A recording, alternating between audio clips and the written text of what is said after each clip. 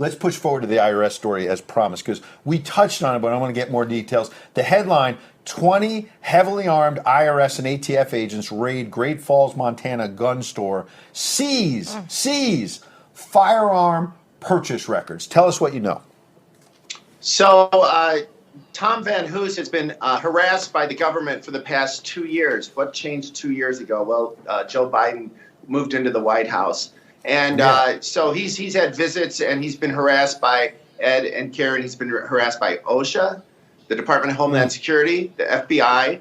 And then this past week, on Wednesday last week, he was raided at his business when he opened his business.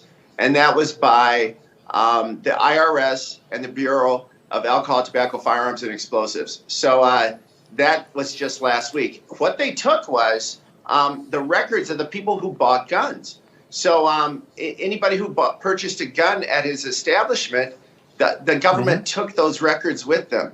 So this is what they're doing. You know, Ed and Karen, this is very reminiscent of Obama's years, if you recall. There were several Tea Party groups that were harassed by the government. There was one group, True the Vote, Catherine Engelbrecht's group. She was harassed the same way by OSHA, FBI, DHS. All of these government groups came to her business in Texas at the time and harassed her and her husband, who had a business. But nothing happened to these federal agencies. Nothing. There was not enough pushback from Republicans once again. And so what do we see? We see the same thing happening now under Joe Biden. And so this happened last week in Montana. Crazy.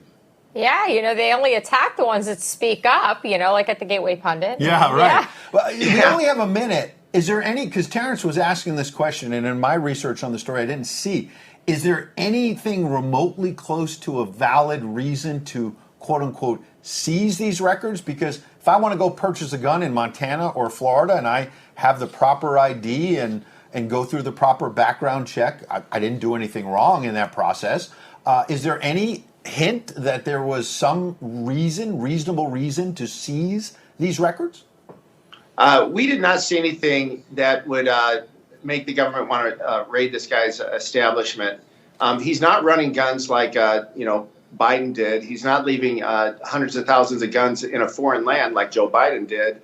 He just has a little gun shop in Montana. So again, not sure what's going on here, but it sounds like the same type of harassment we've seen before under the Democrat Party when they're in power. Yeah.